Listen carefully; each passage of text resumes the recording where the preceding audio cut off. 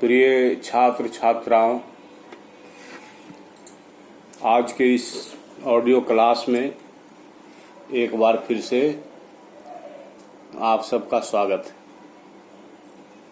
मैं doctor Akhilesh Kumar, associate professor, Hindi विभाग, HD Jain college आरा।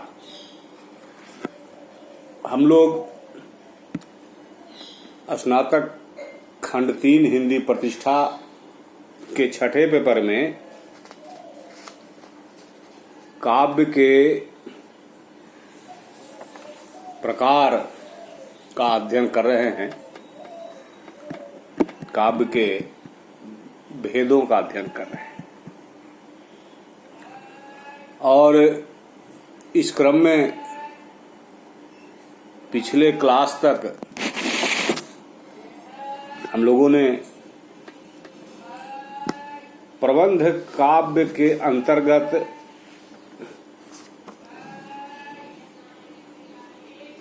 समग्रता और लघुता के आधार पर महाकाव्य और खंड काव्य का अध्ययन हम लोगों ने किया है। और महाकाव्य और खंड काव्य के अंतर को भी समझने का प्रयास किया है। यह बताया गया था कि महाकाव्य जो है उसका कथानक काल्पनिक, ऐतिहासिक, पौराणिक, मिश्रित इस प्रकार का हो सकता है। और सबसे बड़ी बात कि यह महाकाव्य के अंतर्गत नायक के जीवन का चित्रण होता है, एक लंबी अवधि का चित्रण होता है। नायक का जीवन चित्रित होता है और नायक के प्रभाव में आने वाले, नायक को प्रभावित करने वाले अन्य पात्रों का भी आवश्यकता अनुसार चित्रण होता है। यह भी कहा गया कि प्रकृति का चित्रण महाकाव्य के अंतर्गत प्रचुरता से होना चाहिए। दिन रात, सूर्योदय सूर्यास्त, नदी, पहाड़, झरने, जंगल, फुलवारी, प्रकृति के अंतर्गत ढेर सारे तत्व हैं। विस्तार से प्रकृति चित्रण होना चाहिए। जबकि खंड काव्य के अंतर्गत न समूचे जीवन को चित्रित करने की आवश्यकता होती है, नाम ही है खंड काव्य यानी खंडित काव्य, यानी जीवन का खंडित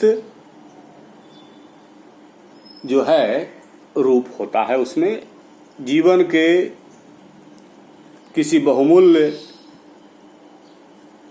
परिवेश का चित्रण होता है। किसी से युद्ध हुआ तो उसके साथ युद्ध का ही वर्णन हुआ, किसी के साथ विवाह होना है तो विवाह का ही वर्णन हुआ, किसी के साथ प्रेम चलना है तो प्रेम का ही वर्णन हुआ। ये सब अंतर थे महाकाव्य और खंड काव्य में। और उसके साथ यह भी था, भाषा तो चाहे महाकाव्य हो या खंड काव्य हो, गरिमामयी और गंभीर होनी ही चाहिए। सर्गों का बंधन खंड काव्य में नहीं होता है, लेकिन महाकाव्य के बारे में कहा गया कि कम से कम 8 सर्ग होने चाहिए। नामकरण के संबंध में है कि वर्ण वस्तु, चरित, नायक या कवि के नाम पर होना चाहिए। तो खंड काव्य में भी वर्ण वस्तु के आधार पर जिस चीज का वर्णन, अगर विवाह का वर्णन है मान लिया जाए कि संयोगिता से स्वयंवर है तो संयोगिता स्वयंवर हो जाएगा। जयद्रथ वध का वर्णन करना है तो जयद्रथ वध हो जाएगा। इस तरह से हल्दी घाटी के युद्ध का वर्णन करना है तो हल्दी घाटी हो जाएगा। इस तरह से अंतर है। और मंगलाचरण तो कवि के विवेक पर निर्भर करता है। महाकाव्य में तो इसका विधान कविगण करते ही हैं, खंड काव्य में भी इसका विधान करने में कोई रोक नहीं। तो जीवन के खंडित अंश, जीवन के किसी खंड का चित्रण खंड काव्य में होता है, मगर महाकाव्य में संपूर्ण जीवन चित्रित होता है, जीवन का लंबा क्षण चित्रित होता है। तो ये दोनों में अंतर रहा। अब हम आते हैं मुक्तक काव्य की ओर। मुक्तक, इसके आरंभ में ही मुक्त है। मुक्त का मतलब मुक्त, बंधनों से मुक्त।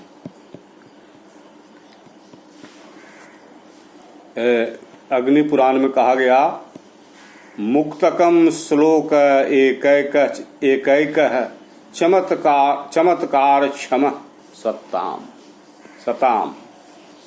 मुक्तकम श्लोक एकैक चमत्कार क्षम सताम, यानी मुक्तक का एक एक श्लोक जो है वह चमत्कार प्रदान करने में सक्षम होता है। यानी मुक्तक काव्य के अंतर्गत हर पद जो है वह स्वतंत्र होता है। उसके न उसका संबंध पहले वाले से होता है, न उसका संबंध बाद वाले से होता है। इसलिए इसे निर्बंध काव्य कहा गया है। कोई बंधन नहीं।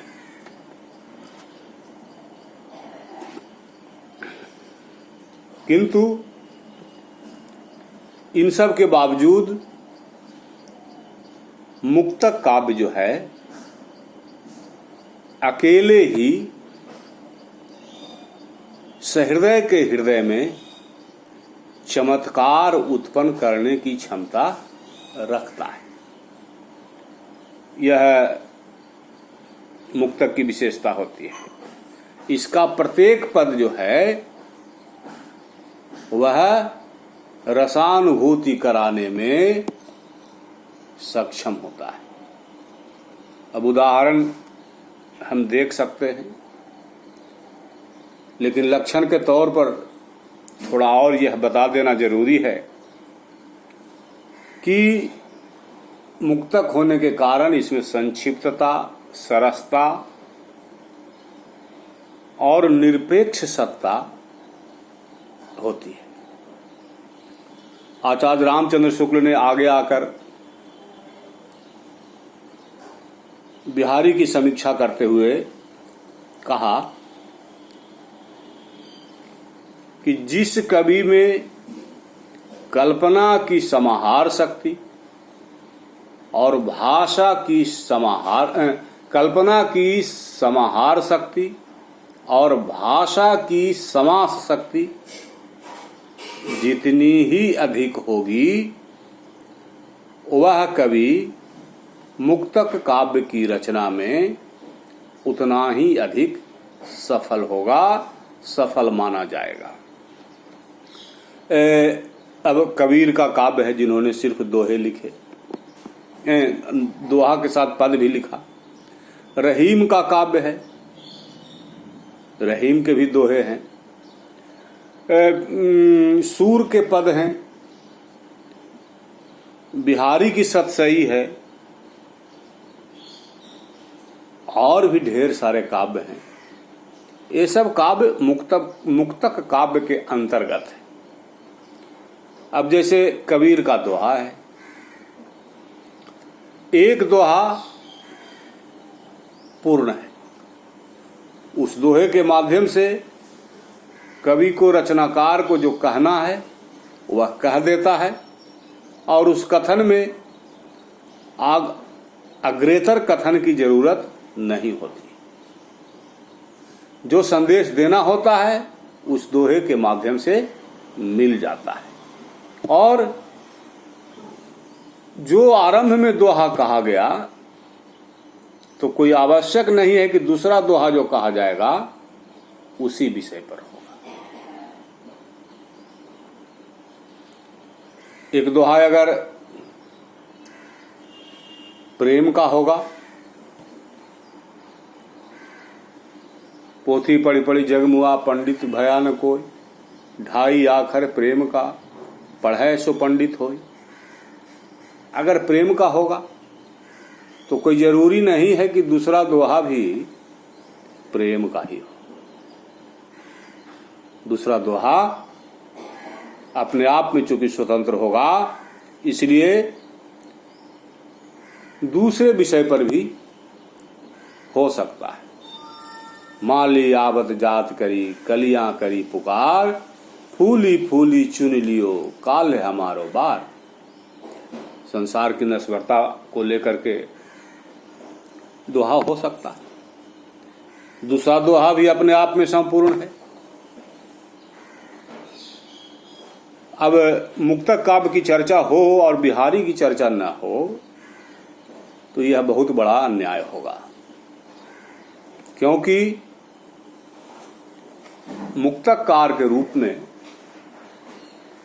बिहारी ने असीमित ख्याति अर्जित की और शुक्ल जी ने बिहारी को लक्ष्य करके जो बातें कही हैं, कल्पना की समाहार शक्ति और भाषा की समाज शक्ति जिस कवि में जितनी अधिक होगी, वह कवि मुक्तक काव्य की रचना में उतना ही अधिक सफल माना जाएगा।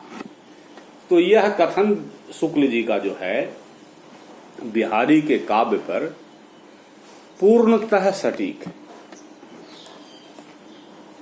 कल्पनाओं को इकट्ठा करने की जो क्षमता बिहारी में थी, वह संभवतः हिंदी साहित्य के अन्य कवि में शायद ही होगी। और उसके साथ साथ उस कल्पना को कम शब्दों के माध्यम से व्यंजित करना, पाठक तक पहुंचाना, पाठक को आह्लादित करना, यह बिहारी की जो है ऐसी विशेषता है जो संभवतः कहीं और नहीं है। छोटे से दोहे में अर्थ की गंभीरता भरने के मामले में बिहारी का कोई जवाब नहीं। अजो उत्तरयोना ही रहियो श्रुति सेवत इक रंग, नाक बास बेसर लहियो बसी मुक्तन के संग। एक छोटे से दोहे में बिहारी ने दो दो अर्थ दिए। तरावना का भी वर्णन कर दिया और तरावना से बेहतर जो है कैसे मोती है, नाक के बेसर का मोती जो है या नाक का बेसर जो है तरियौना से या तरौना से कैसे अधिक महत्व पा गया, दोहे के माध्यम से बिहारी ने बड़े ही तरीके से इसका वर्णन किया। और इसी दोहे में तरौना के साथ साथ सत्संगति की महिमा का भी वर्णन किया है। और वेद पाठी ब्राह्मणों यानी एक पुस्तकों का अध्ययन करने वाला और दूसरा सत्संगति में रहने वाला का जो भेद है, उस भेद को भी बिहारी ने दोहे में ही उसी दोहे में स्पष्ट कर दिया। तो यह होता है मुक्तक काव्य। जिसमें चमत्कार इतना अधिक होता है जिसकी आप कल्पना नहीं कर सकते। और इसीलिए जो कहा गया कि जहां न जाए रवि वहां जाए कवि, इस कथन को अगर कोई चरितार्थ किया है बहुत दूर तक जाकर, तो उसमें बिहारी अग्रिम पंक्ति में। अब एक और दोहा हम बिहारी का आपके सामने लाते हैं। है कि है कि चिरजीवो जोरी जुरै, क्यों न स्नेह गंभीर को घटी, ए वृषभानुजा वे हलधर के वीर। इसमें शब्दों के माध्यम से चमत्कार हुआ है। चिरजीवो जोरी जुरै, यह जुड़ी हुई जोड़ी राधा और कृष्ण की चिरजीवी हो, इनके बीच क्यों नहीं गंभीर स्नेह पैदा होगा। क्यों भाई, क्यों होगा गंभीर स्नेह पैदा? तो बिहारी कहते हैं को घटी, कौन एक दूसरे से घटकर है। को घटी ये वृषभानुजा वे हलधर के वीर। एक वृषभानुजा है और दूसरे हलधर के वीर हैं। अब यहीं पे चमत्कार है, असाधारण चमत्कार नहीं है। वृषभानुजा के दो अर्थ निकाले गए। वृषभानु जोड़ जा, वृषभानु की जाया, वृषभानु की पुत्री।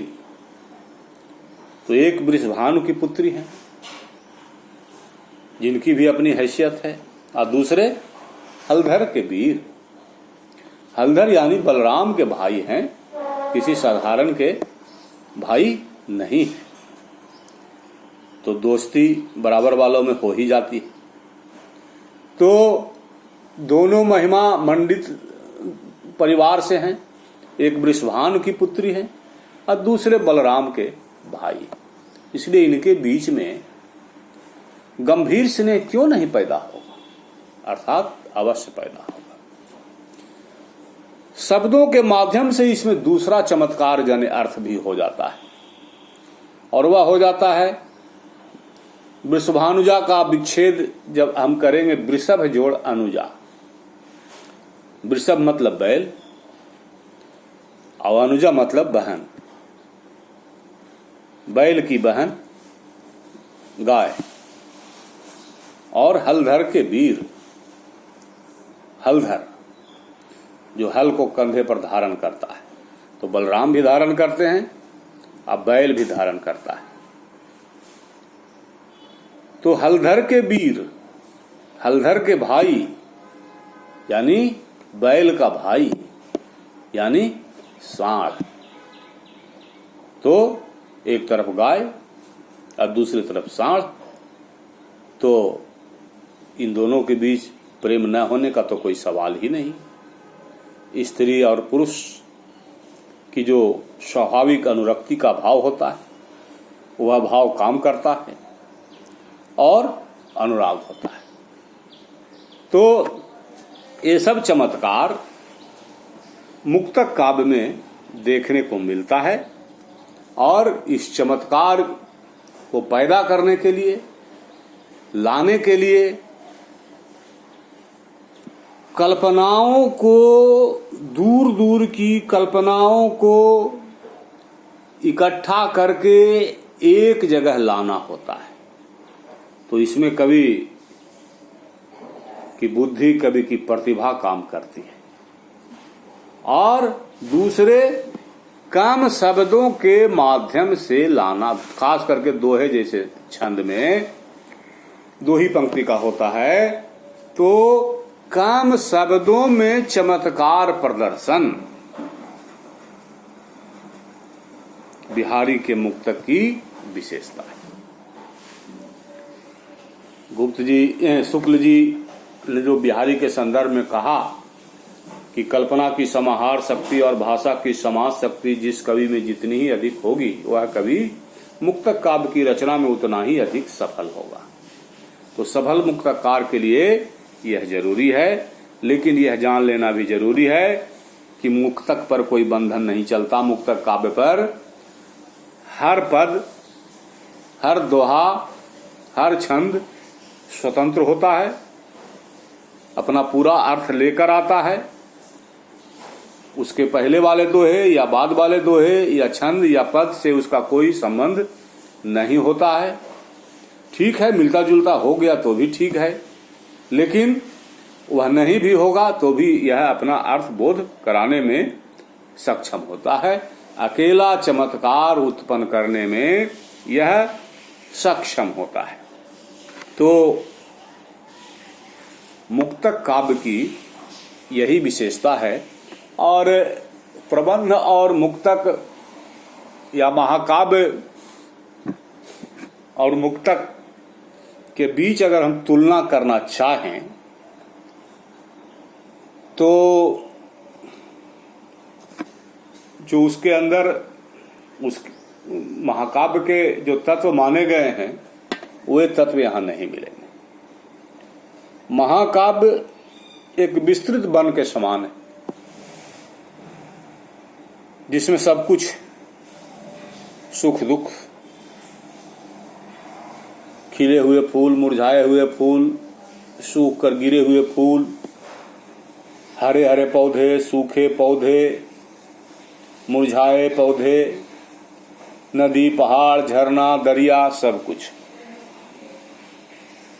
उसमें विस्तार है हर तरह का। मुक्तक गुलदस्ते के समान होता है। जो गुलदस्ता बनाया जाता है उसमें चुने हुए फूलों को डाला जाता है। चुन चुन करके फूलों को एक जगह बांध करके गुलदस्ता बनाया जाता है। मुक्तक वही है। मुक्तक में सुंदर सुंदर फूल जो है पिरोए जाते हैं, या कहिए कि मुक्तक काव्य का हर फूल जो है वह सुंदर होता है। वह अपने ही प्रकाश से प्रकाशित होता है। मोती मोती होता है, सोना सोना होता है, चांदी चांदी होती है। एक का दूसरे से मेल नहीं होता है। तो मुक्तक काव्य हम समझते हैं कि हमारे छात्र छात्राओं को समझने में आसानी ही रही होगी, क्योंकि इसमें बहुत सारे भेदभाव हैं नहीं। कुछ ही बातें हैं जो ध्यान रखना है। मुक्तक जो है वह स्वतंत्र काव्य है, निर्बंध काव्य है।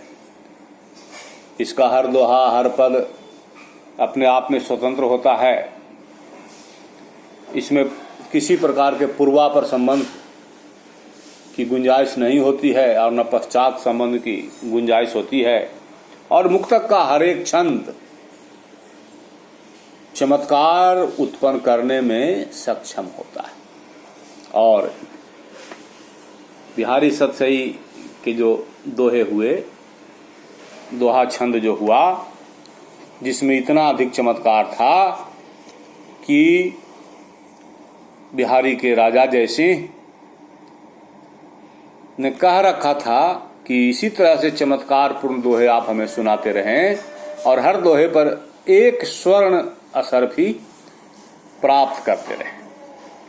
तो यह वह मुक्तक काव्य है जो चमत्कार के माध्यम से पाठक को, सहृदय को आह्लादित करता है, आनंदित करता है।